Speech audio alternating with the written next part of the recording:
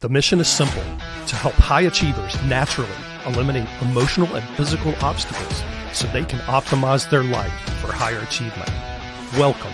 You have just entered the Genesis Zone. Good day, and welcome to the Genesis Zone show. This is Dr. Brian Brown. Thank you for taking time out of your day to join us on the show. Since my last update, there have been several important studies released regarding psilocybin. So today's show is all about the psilocybin update on the latest data, the latest research studies that have been published since we last did an update. And it's been a while since I did an update. Information has trickled out fairly slowly this year, but it's starting to come out really rapidly now. And I want to start going over that information with you. I am going to do some things because I'm going to break this up into multiple parts because there's some really critical information, and I'll explain that here in just a minute, that I don't want to get drowned out by some of the less powerful information, if you will. And when we talk about studies, we're talking about power of studies. The one I'm leading off with today is an exceptionally powerful study, and I think you'll see why here in just a minute. So this first study we're going to discuss in today's episode was published in the journal Nature Medicine by Dr. Richard Dawes and colleagues. Now, you've probably heard me say this before, but I'm going to say it again. Getting published as a researcher in Nature journal is exceptionally difficult. It's the creme de la creme of medical journals. So when you see a study, when you see an author published in Nature journal, you need to pay attention to it. Now, I personally believe that this particular study that we're going to talk about today will be a benchmark study by which other studies will be compared in the future because it was so well designed and because it also has a prominence and some prestige of being published in Nature journal. Now, what's so special about this study? Well, let's talk about that.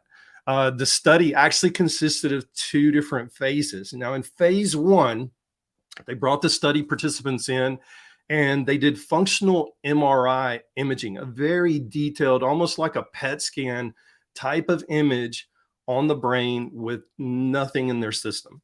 And then they gave them a 25 milligram dose of psilocybin, which is an extremely low dose. It's what we consider the microdosing range of psilocybin. They gave them a 25 milligram dose of psilocybin, brought them back the next day, and repeated the functional MRI imaging. So that was phase one. In phase two, study participants were blindly randomized into one of two groups. They were either randomized into the psilocybin arm of the study, or they were randomized into the escitalopram or Lexapro arm of the study. Now, here's how that was set up. And I know you think these details are boring, but they mean something. They're very significant in the way they set this up. So the patients that were in the psilocybin arm were given 25 milligrams of psilocybin again in two different doses, 3 weeks apart. Plus, they were also given 6 weeks worth of placebo. They didn't know whether they were taking an antidepressant. They didn't know whether they were taking escitalopram. For that matter, they didn't even know they were taking psilocybin, to be quite honest with you. Well, that was the first arm of the study. In the second arm of the study, or the second group, rather, sorry about that, the second group that people were randomized into blindly, the researchers didn't even know what group people were in until after the study, was the study group that received psilocybin 1 milligram, which is kind of a colloquial phrase to put it. It's a spit in the wind. A 1 milligram dose doesn't really do much when it comes to psilocybin. We need to be up in that 25 milligram range, to be quite honest with you. So a 1 milligram dose of psilocybin really doesn't do anything. But again, they received a 1 milligram dose 2 times, 3 weeks apart. Plus, they received 6 weeks worth of daily escitalopram, and it was titrated to effect either 10 or 20 milligrams. Okay. So here's what Dr. Dawes and his colleagues found. And I'm going to quote this because I think it's critically important to hear the technicality of it, but to start understanding it. I'm going to break this down, so don't get lost in the technical aspect of this. Now, this is Dr. Dawes quoting. In both trials, the antidepressant response to psilocybin was rapid, sustained, and correlated with decreases in functional MRI brain network modularity, implying that psilocybin's antidepressant action may depend on a global increase in brain network integration. Now, network cartography. Cartography is a fancy word for mapping. Network mapping analysis indicated that 5-HT2A receptors, which is a serotonin receptor, 5-HT2A receptor-rich high-order functional networks became more functionally interconnected and flexible after psilocybin treatment. Now, the antidepressant response to escitalopram was milder, and no changes in brain network organization were observed on functional MRI. End quote. Now, what does all this technical mumbo jumbo mean to the average everyday person? And why does it even matter when it comes to your brain health? It matters. It matters significantly. Let me explain. Firstly, if you recall from a podcast episode that I did last February, also a psilocybin update episode, I discussed how big pharma and a big pharma backed study tried to show that psilocybin had literally no effect in a head-to-head study with escitalopram. And I went into detail, and you can go back and listen to that episode, but I went into great detail in explaining how that study was flawed, and it never should have been published. It never should have been allowed to be published. And in fact, if you'll go back and notice, it was not published in Nature Journal. It never would have made it because it was so poorly designed. Now, this study is truly the one that we're talking about today. This study is truly something that a health professional can sink their chops into and use as support for prescribing psilocybin in the future when psilocybin does become legalized, as it's already becoming legalized in some states across the United States. Anyway, back to the interpretation of Dr. Dawes' statements above. Here's what all that means. Number one, the antidepressant response with just 2 doses of psilocybin 3 weeks apart was rapid and sustained. That's unheard of. We don't see that in the antidepressant world at all. You have to take it at least once a day. There's some antidepressants that have to be taken multiple times per day. You just don't see this kind of effect. And number two, the functional MRI, or those high resolution MRI images, showed that neuroplasticity was in play. Now, if you don't know what neuroplasticity means, it only means this: the ability for the brain to change in structure or function in response to an experience. So neuroplasticity is our brain's ability to change. Think of a child. A child has an amazing amount of high neuroplasticity in the brain. The brain's constantly evolving. It's constantly laying down new nerve and neuronal pathways in the brain.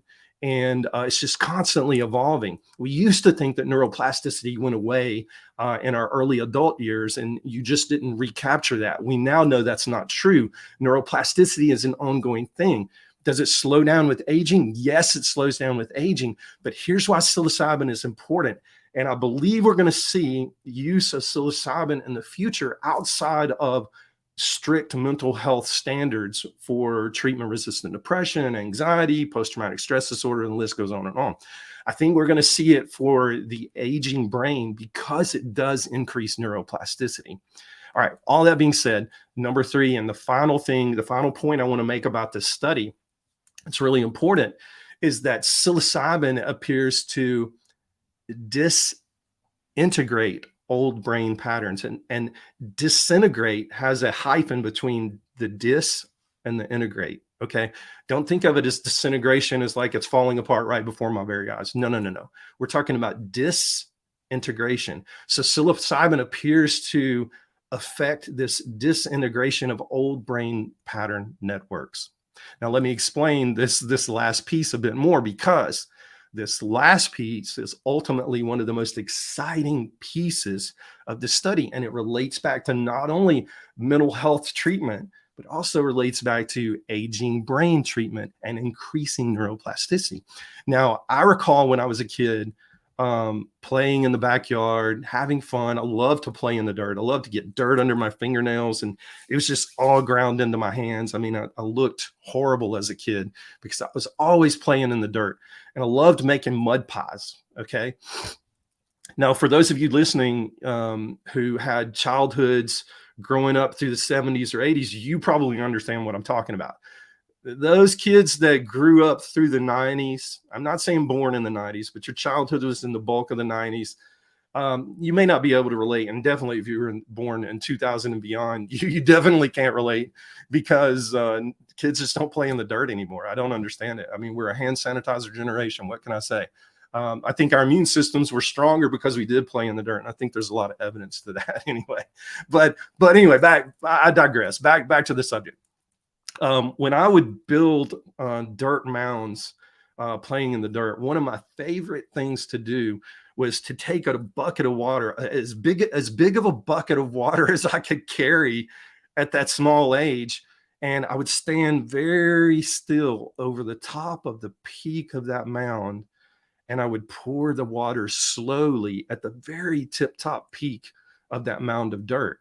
Now, for anyone that's ever done this, played in the dirt, used water, playing with dirt, you know what happens. Once the dirt mound gets saturated with water, little bitty rivers or streams of water begin to form going downhill on the sides of the mound. And those rivers begin to cut trenches in that dirt, right? Okay. Well, the same thing happens in your brain when you're dealing with anxiety, you're dealing with depression, post-traumatic stress disorder, ADHD, bipolar disorder, the list goes on and on and on. The same thing happens in your brain. Now, your brain gets so used to functioning in these trenches and these dysfunctional patterns that it literally can't get out of those ruts. So the thought pattern immediately, automatically follows that trench. Because if you were to leave that, going back to our dirt mound analogy, if you were to leave it alone, let it dry out, and then come back and pour water on the tip top, you don't even need to saturate the dirt anymore. The water's automatically going to follow those trenches. And that's what happens over time in our brain. These trenches get cut deeper and deeper and deeper and deeper and deeper. Now, we call this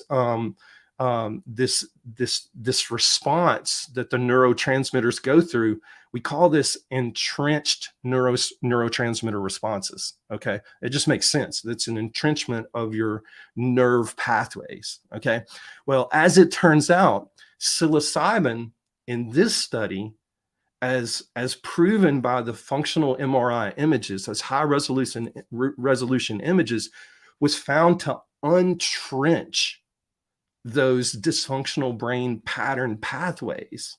In other words, the old integrated dysfunctional patterns were disintegrated, meaning they were smoothed over, they were rewritten. It was like we said, we're going to start with a new mound of dirt. We're going to fill in these trenches. We're going to pack them tight and smooth everything over so that we can develop new pathways. Now, think of it. I've always taught patients this, taught clients this. Think of this process that I've just described to you as a virtual facelift for the brain. Now, psilocybin helps get rid of the bad wrinkles in your brain and your thinking patterns, and those neurological pathways, and it gets rid of those wrinkles or trenches in this particular case. Now, this is very exciting. In fact, brain researchers have looked for something to do exactly what they found in this study: reverse that entrenchment, disintegrate those bad nerve pathways, those entrenched nerve pathways. They've been looking for this. In fact, one might say it's the holy grail of brain research. And they've not been able to really make much headway in this area until psilocybin hit the research world and people started understanding, oh my gosh, we're seeing on functional MRI that low doses of psilocybin in the non-hallucinogenic realm, low doses of psilocybin are actually rewriting brain pathways in a positive way and relieving depression, relieving anxiety, treating post-traumatic stress disorder forever, like totally getting rid of it, helping attention deficit, hyperactive people, adults with their ADHD. And guess what? Mother Nature had it figured out all along. I think the most frustrating thing is that psilocybin has been criminalized. And if you go back and look at the history of how psilocybin was criminalized, it was back in the days in the late 70s, early 80s, where they had discovered LSD, PCP. They were having issues with it on the streets, and they knew that psilocybin was out there, and they lumped it into that same category. So when they outlawed or criminalized LSD and PCP, they actually criminalized psilocybin as well. And psilocybin really doesn't have that same history. It's a plant-based product. It's all natural, and it's very beneficial in the right doses with the right supervision, so on and so forth. So I think the decriminalization of psilocybin that we're seeing starting to catch hold across the United States is critically important.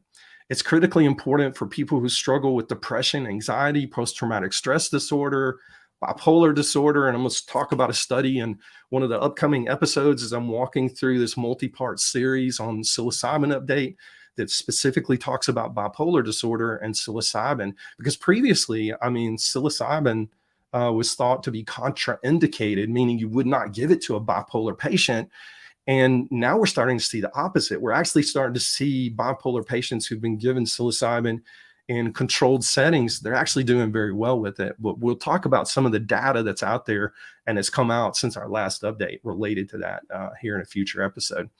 But right now, I think the best thing that we can do is start educating ourselves, because the day will come when I believe psilocybin will be decriminalized nationwide. Here's why I believe that.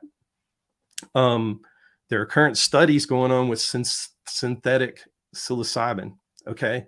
Now, does it mean that regular psilocybin, the non-synthetic plant-based version, will be legal? No. I just believe that certain municipalities are going to start to decriminalize it, meaning they don't see an issue with it and they don't have a problem with it being prescribed or used in certain patient populations. Oregon is probably one of the pioneering states in this right now. And they are doing a bang up job in using it clinically. I do think it needs to expand, but I also hold out hope, and I'm pretty confident that it will continue to expand as we get more research and more data out. Because if the big pharma companies who are going to make the synthetic psilocybin, they're not going to want natural psilocybin on the market. But I think municipalities, I think people in these municipalities, in these cities, are smart enough to see it for what it is, and I think they're going to start demanding of their local boards, their legislators, to say, listen, we need to decriminalize this. Yes, it may be illegal and on a federal level, but we need to decriminalize this because it's that important. And I think what you're going to see, I think you're going to see when that happens, you're going to see more people using it for appropriate things, and you're going to see a lot less mental illness across the United States. I just know it. I've seen it in clients who actually use psilocybin in micro doses, that their long-term 30, 40, 50-year experience with the mental health care system and treatment, it gets better and better and better to the point where they don't have to take the multiple drug regimen, the multi-drug regimen that they're using from big pharma type sources. They just don't have to do it anymore. Is it a miracle drug? No, I don't think there is such a thing. Is it a total lifestyle approach? It is a total lifestyle approach. It's changing the way you eat, changing your sleep patterns, changing your exercise patterns. It's a global thing, but when you can incorporate this natural treatment remedy, just something as simple as psilocybin, into your regimen and do it correctly at the correct doses for the correct length of time, everything else seems to fall into place. And now we know why that happens. And we're starting to understand the mechanics behind psilocybin. And that's what this study was about. Seeing these functional MRI results was critical and very important for us to have the data to understand that psilocybin is literally changing brain patterns in a positive way. Um, Therapists know, psychologists know that when you have a person in therapy, you can rewrite brain neural pathways to a degree. There's no medication that does it, that's big pharma generated, but therapy over long term, and I'm talking about decades, can reroute and change for the positive neural pathways. There are some therapy modalities that will change neural pathways for the negative. I don't want to get into that because it's very controversial. But one of them uses a semi-hypnotic state with either tap or eye movement, things like that. And there's actually some countries in Europe that have outlawed that technique because of the damage that it does in creating false neural pathways, false memories, and things like that. Again, a conversation for another day, but psilocybin is as close to the holy grail as we have when it comes to generating and improving and promoting neuroplasticity in the brain. And the effects that that has on mental health as well as aging are astounding. And we're going to see that more and more as we move forward. Month by month, we're seeing more studies come out. And studies like this will actually just spurn more studies to go deeper and understand at a deeper level how long this lasts. Is it permanent? Is it temporary? What are we seeing over the long term? And I would imagine these scientists are already gearing up to follow these people, these participants in this study over a long period of time, or create a new study where they actually follow people over a long period of time, because that's going to be the next step in this holy grail type of movement that we're seeing with psilocybin. That's all I've got for today. If you're curious to know more about just functional medicine, functional health of your brain, in any kind of way, if there's any question I can answer, please feel free to message me at Dr. Brian G. Brown on YouTube, on Facebook, on Instagram, on LinkedIn. That's my handle, @ Dr. Brian G. Brown. Reach out to me. I'll be glad to answer any question that you might have.